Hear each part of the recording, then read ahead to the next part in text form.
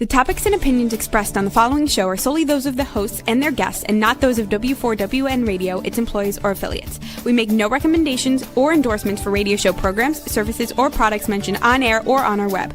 No liability, explicit or implied, shall be extended to W4WN Radio, its employees, or affiliates. Any questions or comments should be directed to those show hosts. Thank you for choosing W4WN Radio.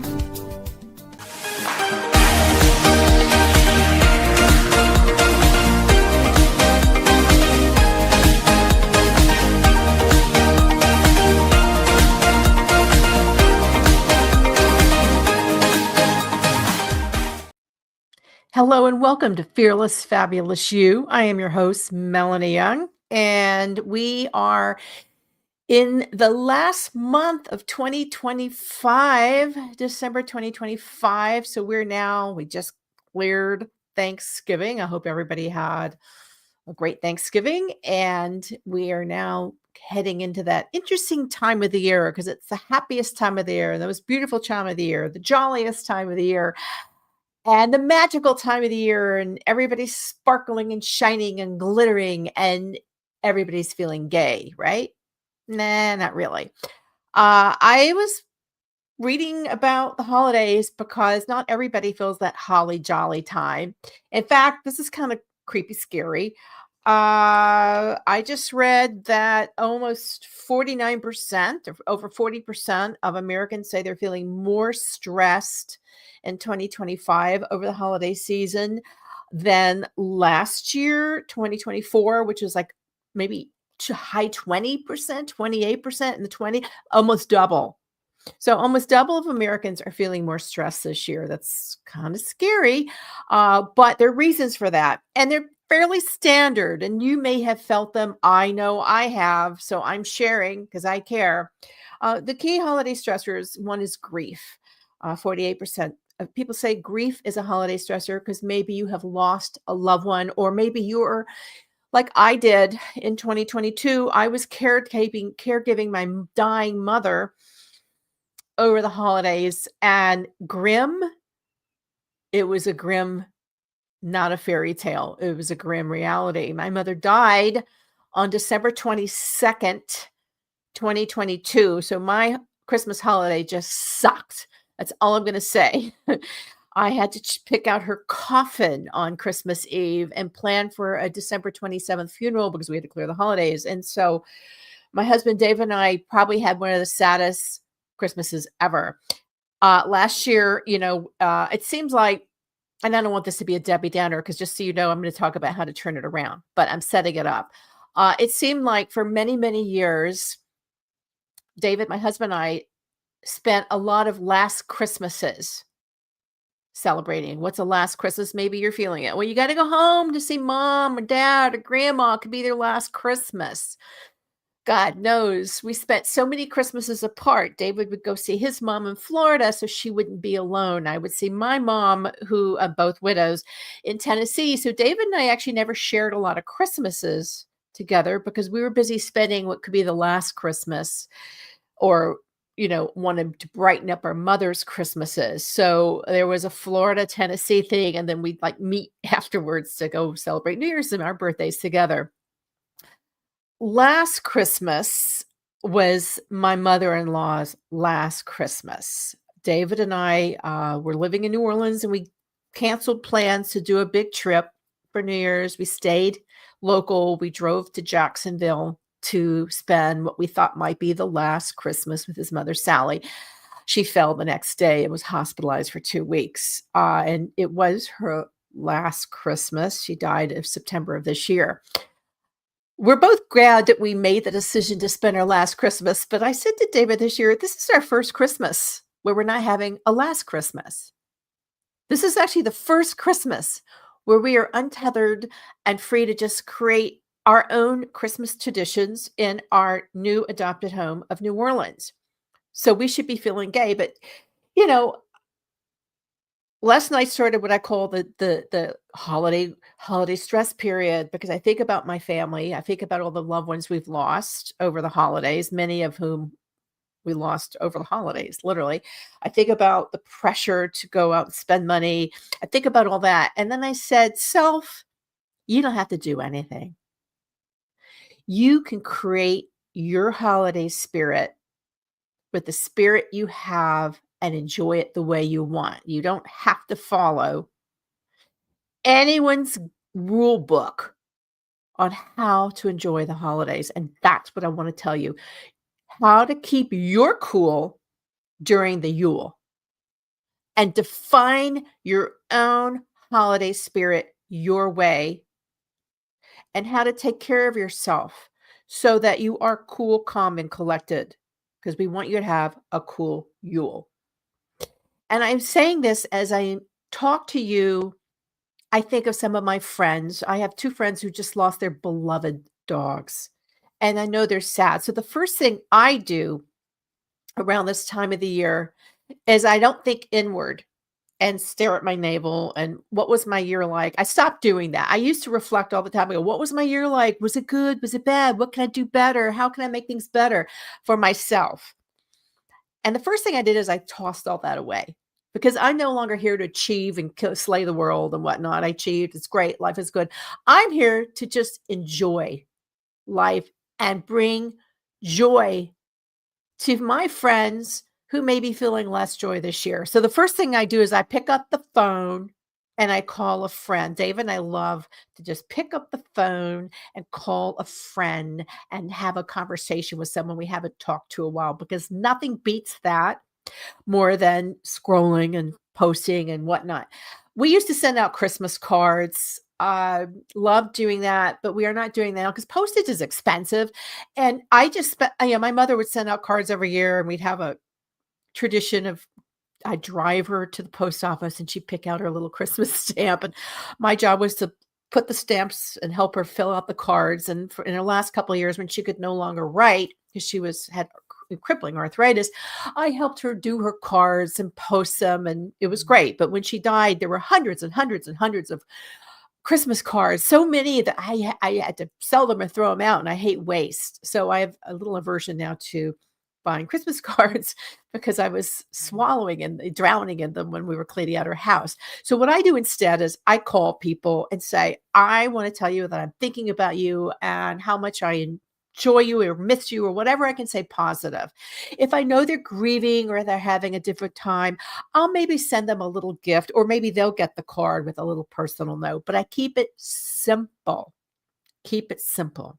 I also believe that this is a great time to find your inner child again and do goofy things. You don't have to do expensive things. I don't know about you, but I can't afford to write checks to lots of charities, but I can afford to post about these charities, or maybe spotlight them on this podcast, or shine a light on them so that maybe people who have more money than me can write the check. So I do that. I try to spotlight wonderful giving organizations and caring organizations that I support spiritually, but I can't support financially. So maybe I share there, or I look at their online stores and see if there's any gifts I can give that will give back to them. Like one of my favorites, and she's been a guest on the show, is Thistle Farms. It's based out of Nashville. The founder suffered child abuse and sexual abuse as a child, and now she helps women who are suffering from human trafficking or abuse. She provides a safe haven for them. It's called Thistle Farms. She teaches skills to these women, helps rehabilitate them, and they have a beautiful online shop. That's one example. There are many more. Let's say that you love the theater, or you love the opera, or you love the ballet, or your local zoo, or a nonprofit. See if they have an online site, or they're selling a special Christmas ornament or gift package, and buy there. Then you're supporting them in some way. That's really important, to stop thinking about how wrong you feel, but feel how right it is to think about others. That's the best gift you can give yourself. Well, one of the two is to give thoughtfully. It doesn't have to be expensive, just something simple to make someone else feel better. I had a friend, she passed, I think last year, Natalie Dupree. She's been a guest on, I think, both on my shows. And she created something called the pork chop theory of cooking. But this pork chop theory is bigger than cooking. The concept is you put pork chop in a pan, it cooks. Okay. If you put two pork chops in the pan, the fat supports each other and they cook better. So share the fat. In other words, you're better together than apart. So connect with people. Have people over for coffee or meet them for coffee. Or David and I love just to have small, intimate dinners. It saves us on spending money going out. We're blessed with a lot of wine from our various wine events. So we have people over for dinner and do home cooked meals. I, who never cooked in my life when I lived in New York, I'm a champion of home cooked meals and dinner parties now. Small. We keep it small and simple, but it's a great way to gather friends you haven't seen in a while. Everyone will tell you, including me, practicing self-care is essential this time of the year. This means trying not to overindulge. Yeah, have a bite of this and that, but you don't have to have the whole piece of pie or cake. For some reason, sugar right now is making me go berserk. I've had to cut back. It gives me a raging headache. So I'm eating less, but enjoying everything. I never pass on anything unless I really don't like it.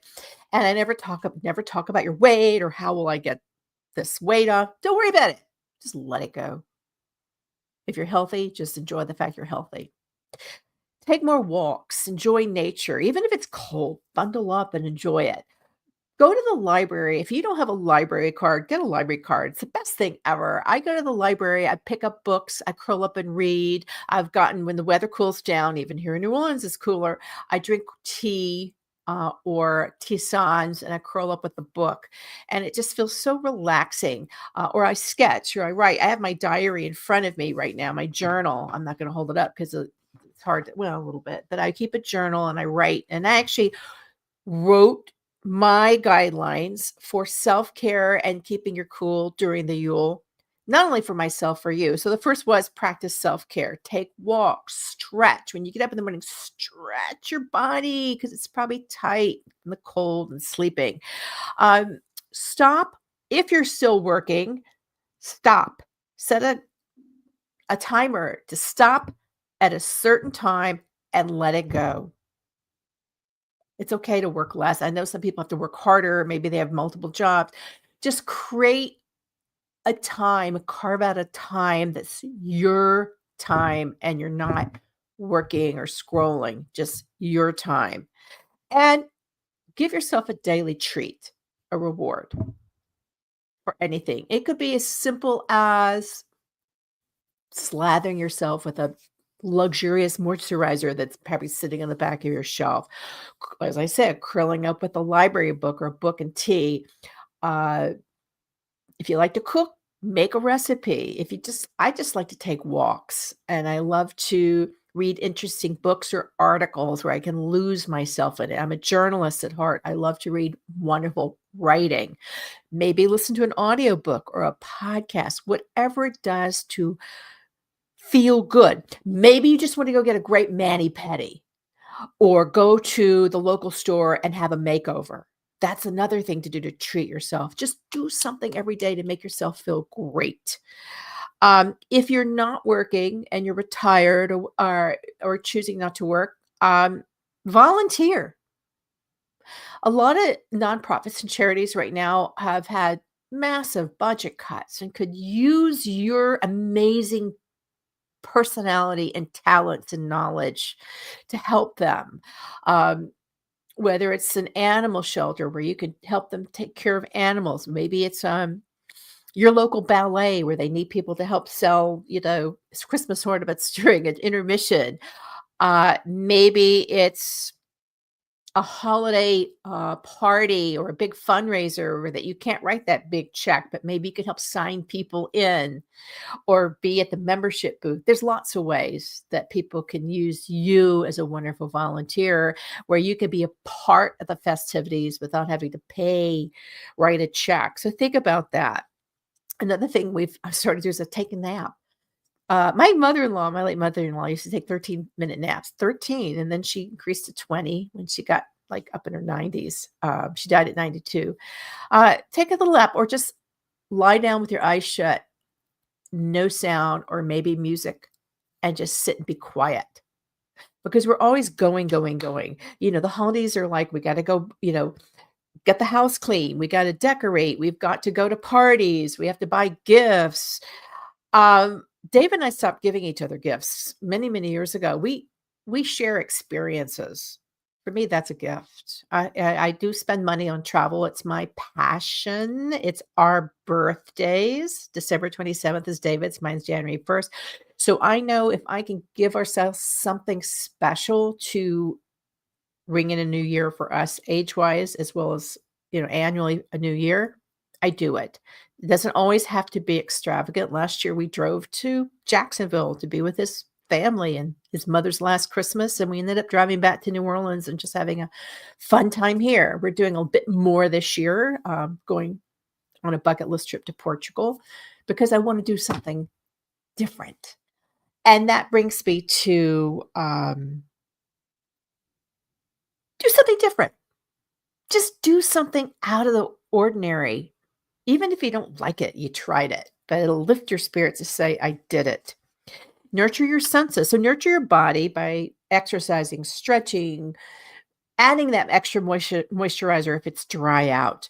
Just something, put oil in your hair. Sometimes when David's out riding his bicycle, I'll put oil in my hair. I'll put a face mask on. All the things he can't stand watching me do, I do them when he's gone. I'll get my red light Juve out. I do all that because it feels good and he's not around. So that's what I do. And when he's back, I'm glowing. I'm like, hi, how was your bike ride? He's like, what have you been doing? I'm like, nothing. Just taking care of me. So that's what I do.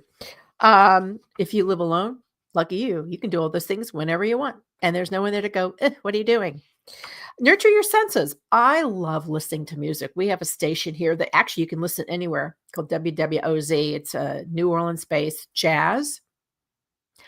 I listen to that and I just get lost in the music. However, the other night we went to a really fun event called Celebration of the Oaks in City Park. Because one of the great things I love to do, and I used to do with my mom and dad as little girls, we go out and see all the holiday lights, whether it was the hotel lobbies or the store windows or the parks or just people's houses. We would always have a tradition of driving around looking at holiday lights. And I remember when we moved back in with my mom and she'd been isolated because of COVID, we wrapped her up and took her out to go see holiday lights. And she was like a kid again. She was so excited. And it brings out your inner kid. So we did that the other night at Celebration of the Oaks, which in New Orleans is this big lit up affair in City Park. And we drove around and listened to just holiday music. And it was so much fun. And I started doing that. The other night I was feeling a little strung out and I just listened to holiday music on our TV. I put it on and just watched. It was great. David's like, what are you doing? I was like, I'm just enjoying holiday music. During this time of the year, David likes to watch goofy Hallmark Christmas movies. I indulge him and let him do it. It's the same theme. Girl lives in New York, goes back home to take care of family, save the family business, whatever. She thinks she's going to go back to New York or big city to get a big promotion, but meets the old friend who now is the fireman, policeman, postman, mayor, whatever. She comes back, falls in love, and decides to give it all, but move to the home. That's the story. I think I lived that story myself, but I could write another story like it. But we watched that, and I've been watching old movies like Grease.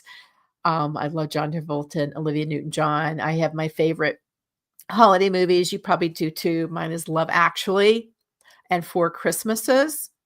Those are my favorites. I also love Auntie Mame because I love the song We Need a Little Christmas. And of course, It's a Wonderful Life. So watch those holiday movies. Go out and look at the holiday lights. Bundle up and go to the beautiful hotel lobbies if like we have them here in New Orleans, and we're going to do that tonight. And look at the holiday lights. That's free. Tonight, we're going to, check the local churches and synagogues and see if they have free holiday concerts. We're doing that tonight. We're going to St. Louis Cathedral to see a free holiday concert. Free. You don't have to spend anything to find holiday joy, and you don't have to do much to find your inner joy. You just have to pull it out and let it rip and go for it. Don't worry about what other people think. Because one of the big issues is fear is missing out. You go on social media and you see all these people all glammed up and going to big parties. And does it seem like everybody's out at a holiday party and you're missing out? Well, maybe you are. I don't know. Sometimes I feel like I'm not invited or there's no room for me. But then I get over it because you can create your own holiday event and party yourself and stop worrying about it. Get just a matter of picking up the phone or sending out some texts and say, hey, let's get together for some holiday cheer. However, you don't have to cram it all in December. One of my biggest pet peeves living in New York is we had a lot of friends up in New York because we'd lived there a long time, but people be like, we have to get together. I have to see you before the end of the year. And once so many people said that to me. I said, why do you have to see me now? We could have seen each other in June. Why does it have to be the end of the year where you see people? So often, if I sense that somebody's feeling a little holiday pressure or they just can't get together, I'll say, I'll see you in the new year. Let's plan something when it's quieter for all of us.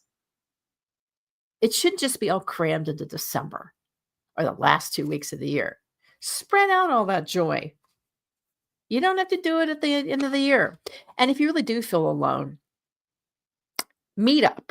Go to Meetup and find something you're interested in. Maybe you want to learn how to watercolor. Maybe you want to learn how to make a wreath. Maybe you want to make gingerbread houses. There is a Facebook group or a Meetup group that will do it. You can just look it up and you'll find local people, local organizations and groups with similar interests, and you can go learn to do something. I've always wanted to learn, refine my skills at collage artist. So I put that on I want to learn about collage and watercolor and try it myself. I have a friend who makes gingerbread houses. She has invited me over to make a gingerbread house with her. I've never done that. I think I'm going to do that. So joy doesn't have to be expensive. Financial stress, gosh, I have suffered financial stress over the years, over the holidays, every day, you name it. To the one day I made a New Year's goal that I would not have debt. It's all I wanted was to be debt free. And I made that a goal that I achieved. It wasn't easy, but if you can find a way to address the holiday stress by making a budget, putting money away, not going on social media and looking at special offers, try to stop yourself from buying and trying and buying. Make sure you're not signing up for auto renewals. Attend free events. It's okay to try free products and offers, but watch it. You're not getting roped into an auto renew or a membership. Free concerts are the best. Looking at decorations, the best. You don't need to spend a lot of money on gifts. Really, give your time. If you really are really financially strapped, get a Christmas card and write a note in it and say, I will give you my time if you need help with a project or you need you need someone to drive you somewhere or your kids. I will volunteer and gift you my time. That happened to me recently. I had some surgery and friends gifted their time to drive me to and from the hospital because my husband doesn't drive. That was a gift to me. And if I can do something like that and gift my time back to you or a friend, I will do that. If you feel like you need to buy stuff, and we always have what we call that. It's in the closet. Let me go get it. Holiday gift for people. Gift cards are great. Everybody can use a gift card. And local stores have local gift cards. I mean, it's always nice to support local. Find a couple of local stores and have some stuff ready, or bake some breads or cakes and have ready. Some of my favorite gift cards are, basic, like credit card gift cards, Target. If somebody's into fixing up their home, a Home Depot. It could be a Starbucks gift card, whatever. If you know somebody loves something, get them a little bitty gift card. It doesn't have to be a lot of money, just a little thought that counts. Another thing that's nice is I support local museums. They have great gift shops, or even better, give someone a membership. Some of the memberships are not that expensive, and maybe somebody would love to be a member of the local park or the local museum or something like that, and they hadn't thought about it. That's a great gift. a membership, or support by shopping at their online store, as I said before, or go to the local farm market or a holiday market and pick up just small things that you can have. Not a Christmas ornament or a Hanukkah gift, something small. The other thing I recommend is wearing bright colors like I'm wearing. Get out of your black and brown, or if you just have to wear black and brown, if you live in New York like I did, embellish. Get something sparkly to wear on your head. They do this in New Orleans all the time. I take, I have all these vintage pieces of jewelry that I got from my mother-in-law and my mother, and I sometimes put them on my shoes if they're clip earrings, or on my sweaters if they're pins. Just bling it up. It's kind of fun to do. Make homemade cards. Another thing I like to do is when I have cards that are sent to me and I love the cards, but maybe I don't want to keep the card. If it's a beautiful card, I'll cut the card up and keep that front and put it in a little frame and give it to someone. I have so many beautiful cards with glitter and bling that are beautiful.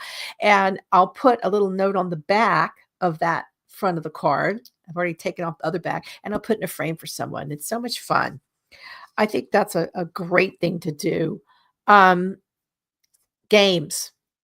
Believe it or not, people love games, whether it's, and you can go to estate sales or consignment stores or secondhand stores and find perfectly good things. My husband he found an air fryer, perfectly good air fryer at a local Goodwill. And now he's air frying to death. And it's perfectly fine. Repurposed gifts are great. You're taking something someone no longer needs or wants, and you're giving it to someone else who could use it or appreciate it. I'm all for that.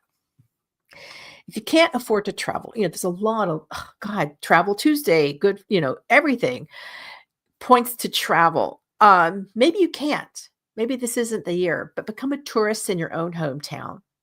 Again, local libraries do more than lend books. You can check out crafts, you can check out movies, you can go to free lectures. Museums, the same thing. You can sometimes local tourism offices offer tourist passes at discounts to people visiting your town. Be a tourist in your own city and take advantage. Check out what your local Groupon has locally. You can get great discounts. There are so many ways to enjoy where you live and be a tourist in your own town. I've done it many times, that you can turn a staycation into, something amazing. I've done it many, many times. Here's something interesting. Host a gift swap. Maybe,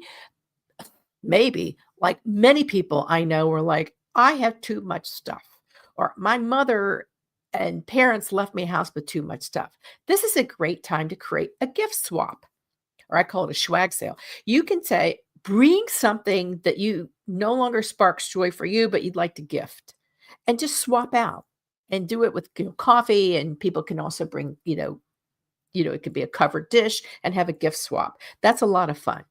It's a whole lot of fun. Try not to overconsume alcohol or food. If you find yourself doing it, don't buy anything that's tempting. Stay away from it. Try to have a mocktail or pot of tea ready, something that can hydrate you, that is not alcohol. I mean, I love wine, but I drink a lot of water and tea to offset alcohol. And I know when to stop. Know when your stop is ready. And when it's ready, say, I'm done. Don't feel any pressure to keep going. If you know a friend who is going through a rough time, please reach out and take that person to lunch if they're long distance. Maybe that's the person you send a little "I'm thinking of you" card or gift. I have a few friends like that, and I'm shopping around for special little ornaments for their tree. They lost their dog, so I'm looking for dogs things to make them feel better, or send them pictures. Create a picture collage of you and your friend together. That's always so much fun. It's okay to decline invitations. You don't have to say yes to everything, particularly when the yes involves writing a check to attend.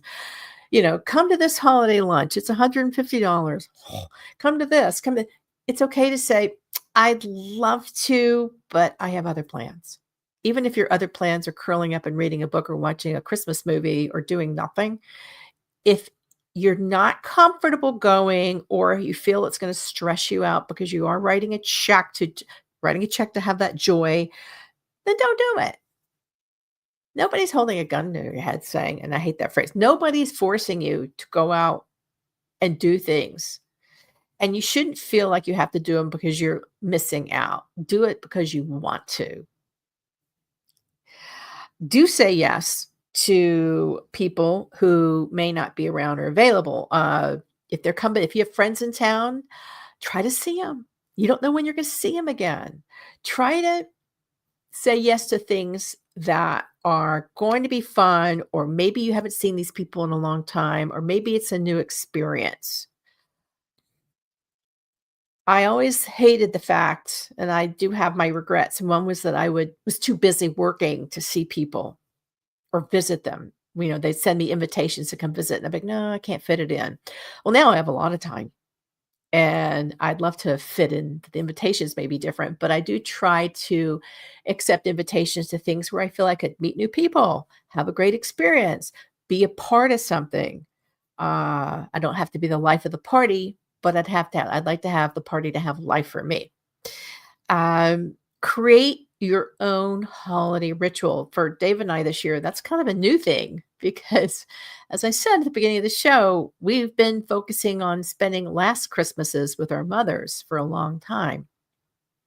So we didn't have a holiday ritual other than waiting for Christmas to be over to be together again. This year, we're actually going to go out for Christmas Eve lunch. It's just us. We don't have other family now. That's the downside of the last Christmas is you have less family.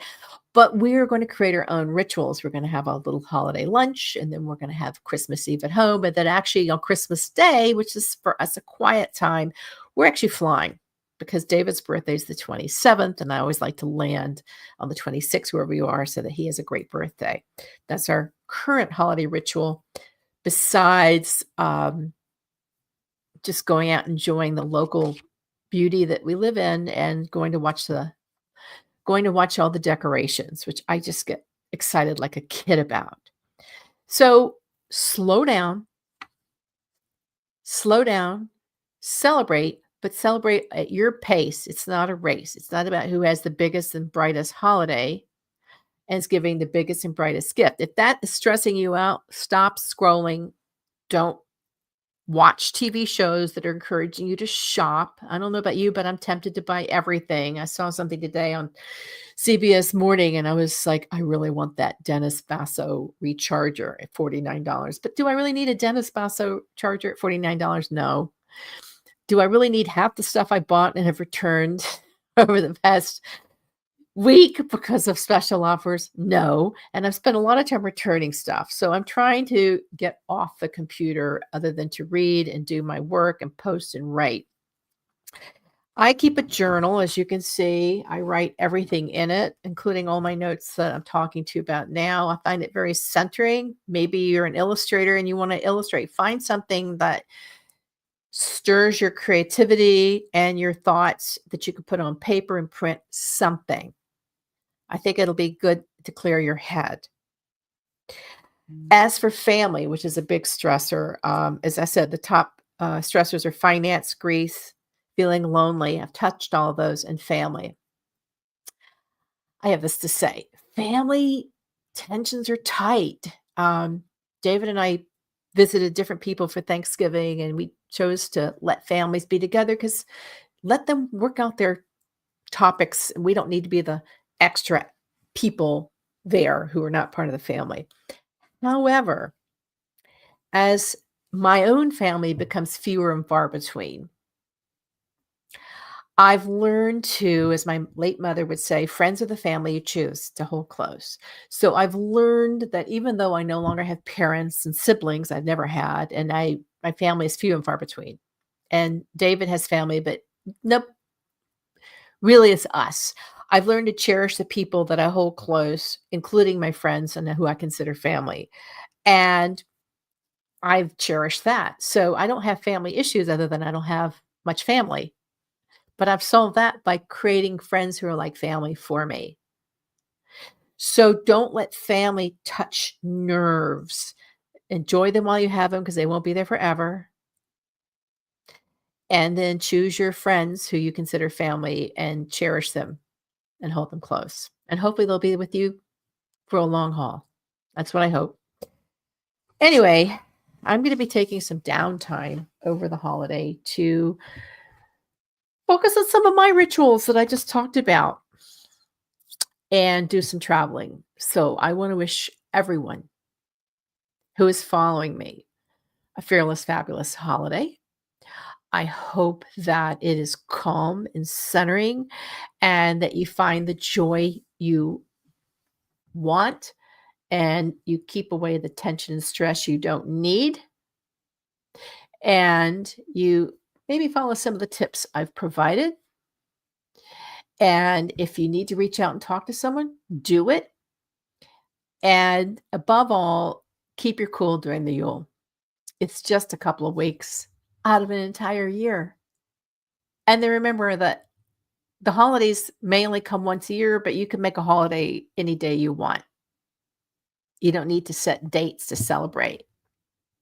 You can celebrate every day your way.